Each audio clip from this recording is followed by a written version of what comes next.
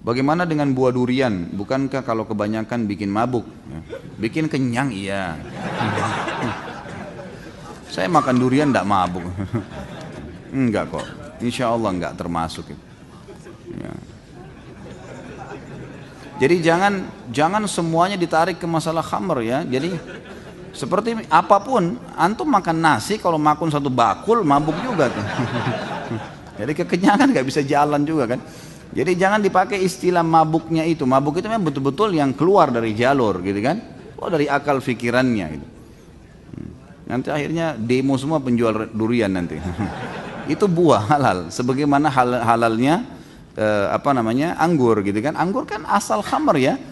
Dibuat dari situ. Tapi dia jadi halal karena dia masih buahnya. Selama buah insya Allah nggak masalah.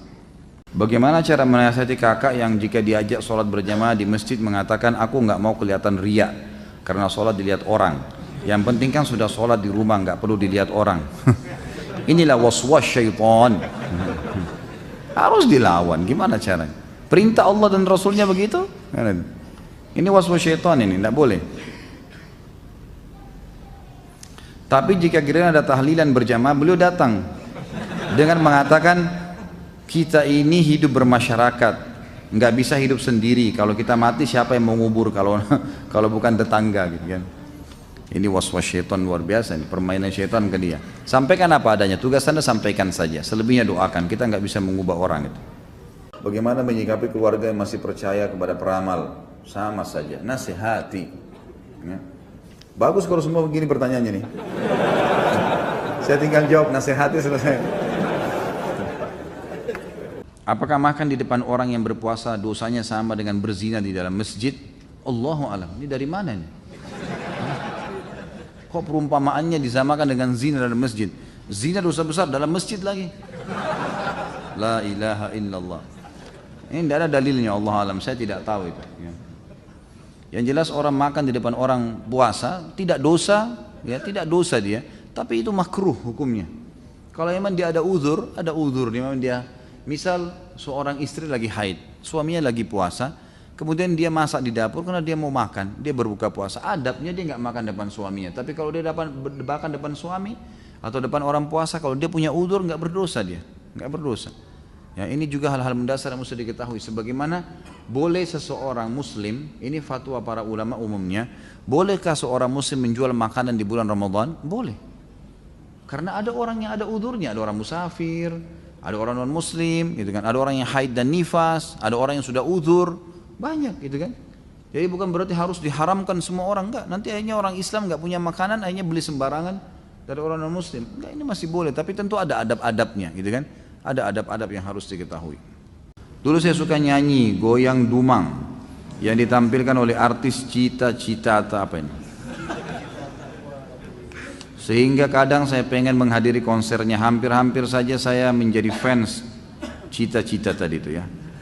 Tapi saya kembali menyadari kalau apa yang ingin saya lakukan adalah perbuatan yang tidak terpuji. Kemudian saya mulai punya inisiatif yang menurut saya positif, yaitu daripada saya mendengarkan lagu dan goyangan tadi Cita-Cita itu, lebih baik saya meminta istri saya bernyanyi dan bergoyang ya, seperti Cita-Cita tadi. Untuk saya tanpa dibarengan musik, karena kebetulan istri saya dahulu pandai bernyanyi dan bergoyang. Apakah inisiatif saya ini diperbolehkan dalam ajaran Islam? Boleh sekali, nggak masalah, boleh, tidak ada masalah. Pak Yoyo mau praktek ya? Boleh nggak? Jadi hukumnya boleh suami dinyanyikan oleh istrinya, boleh, boleh, kan gitu. Dengan kata-kata cinta, lantunan syair itu boleh, nggak ada masalah. Bahkan dikatakan wanita ahli surga wanita yang bisa membangkitkan syahwat suaminya. Dalam arti kata memang dia diberikan kesempatan seluas-luasnya kalau sama suaminya, boleh saja, gitu kan? Selama tidak ada hal-hal yang haram. Bagaimana peran Jibril? Bagaimana peran Jibril saat ini? Allahu alam. Saya nggak pernah ketemu Jibril. Saya nggak tahu, gitu kan? Jadi kita tidak tahu, jangan tanya yang di luar batas manusia gitu. Nabi Muhammad SAW saya tidak tahu kapan Jibril datang, tidak pernah tahu, datang tiba-tiba ya, baru Nabi tahu gitu kan. Sahabat-sahabat juga kalau melihat Jibril melihat dalam poster manusia, bukan sebagai malaikat gitu kan. Itu yang terjadi. Kalau saya pribadi lebih jauh lagi ya, tidak mungkin saya tahu gitu. Ustadz, iblis tidak mati, apakah jin bisa mati? Iblis mati ya, bukan tidak mati. Mati tapi nanti hari kiamat. Bersama dengan hancurnya kiamat, iblis mati. Jadi dia mati. Apakah jin mati? Mati semua. Ya. Jadi semua mati. Ada doa Nabi SAW mengatakan, ya sesungguhnya Allah Qaum Maha Hidup, jin dan manusia mati. Ada hadis Nabi SAW, doa mereka, beliau begitu. Setelah berhubungan suami istri, apakah boleh sholat wajib hanya dengan wudhu, tanpa junub, tanpa mandi? Nggak boleh lah.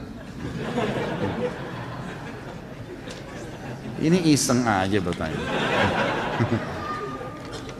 Wajib mandi junub ya akhi.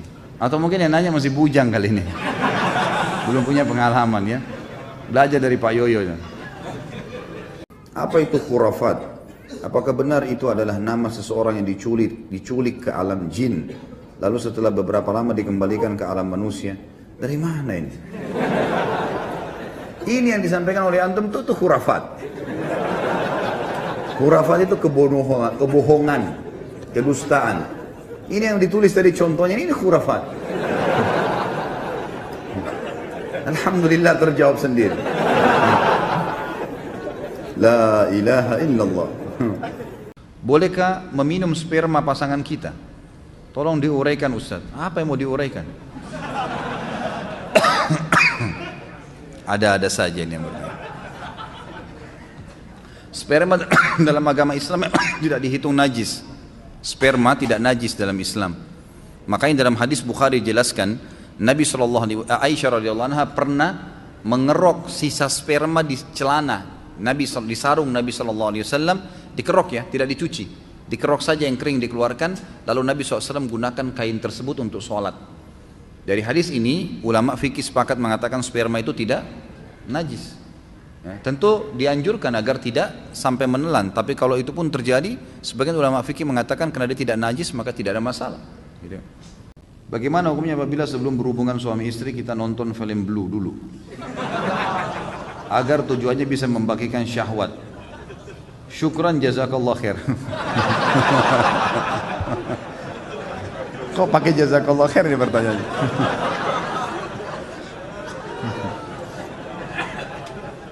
Ada saja yang hilangin ngantuk ya. Tidak boleh akhi, nggak boleh nonton begitu, gitu kan? Nonton itu pertama antum dukung zina, yang kedua antum lihat auratnya orang, yang ketiga akan terusak normalnya seksual antum, gitu. Hanya antum membayangkan orang lain, pasangan kita setengah mati rangsang, kita membayangkan orang lain. Ini nggak boleh teman-teman sekalian. Jangan, gitu kan? Nggak boleh, jadi harus dijauhi, nggak boleh. Jadi nanti akhirnya jadi penyakit, antum tidak akan bisa menggauli pasangan kecuali dengan nonton. Bagaimana seorang laki-laki bisa tenang melihat istrinya lihat aurat laki-laki lain? Bagaimana istri bisa tenang membiarkan suaminya lihat aurat perempuan lain? Ini nggak bisa kan gitu. Berbahaya sekali, jadi jangan, ya jangan. Kata ulama, meletakkan kemaluan di kemaluan untuk melampiaskan biologis, itu sama dengan seseorang tahu bagaimana memasukkan makanan di mulutnya, bukan ilmu khusus itu. Nggak ada ilmu khusus untuk itu. Gitu. Orang bisa belajar dengan alami gitu. Saya pernah membaca dalam Sirah Nabawiyah istri Rasulullah SAW berjumlah 13, sedangkan dalam Quran kan dibatasi hanya 4. Ini kok bisa begitu? Itu maunya Allah, gitu kan? Harus bisa diterima. Nabi SAW punya khususiyah namanya. Khususiyah itu khusus buat Nabi, nggak boleh untuk orang lain. Seperti contoh, Nabi SAW menikah lebih dari 4 wanita, itu khusus buat Nabi SAW. Nabi SAW berpuasa wisal, menyambung puasa. Hari kedua, hari ketiga baru berbuka puasa. Ini nggak boleh dicontohi oleh kita. Sampai pernah Ibnu Umar mau ikutin, kata Nabi SAW tidak boleh, karena itu buat beliau. Beliau juga kalau sakit, itu double sakitnya manusia biasa seperti kita. Kata Nabi SAW, sungguhnya saya ditimpa penyakit lebih berat, berlipat-lipat dibandingkan yang kalian rasakan, atau 2 kali lipat dibandingkan yang kalian rasakan. Memang ada sendiri khusus buat Nabi SAW. Kasus beliau dinobatkan jadi Nabi, beliau menemui Jibril, itu semua khususiyah, khusus buat Nabi SAW. Kalau kita manusia biasa 4, ya, antum 1 aja lah, gitu. 1 aja masih susah gitu. Terus mau protes Nabi kenapa 13 gitu. Bagaimana jika tidak ikhlas dalam berzakat? Apakah tetap harus zakat atau tidak? Kenapa tidak ikhlas nih? Siapa yang kasih antum nafas? Siapa yang kasih antum mata? Yang kasih antum telinga? yang kasih antum ilmu, otak bisa belajar, terus kemudian Allah minta 2,5%, itu pun 1 tahun plus kalau mencapai 85 gram emas, terus tidak ikhlas, la ilaha illallah. Ya. Harus ikhlas saudara, tetap keluar zakat, kan gitu. Gak bisa kalau antum tidak ikhlas berarti tidak diterima itu. Kata Nabi SAW, Inna Allah dalam hadis Abu Daud hadis sahih, Inna Allah la yaqbalu min amalin illa ma kana khalisan liwajhi. Allah tidak akan terima sebuah amal soleh kecuali yang ikhlas karenanya, gitu kan? Kalau antum tidak ikhlas berarti tidak diterima. Tapi pertanyaan selanjutnya, apakah saya harus keluarkan zakat? Tetap harus keluar. Ikhlas gak ikhlas? Kalau tidak berarti jadi utang tuh. Karena zakat adalah rukun Islam, gitu kan? Gak bisa.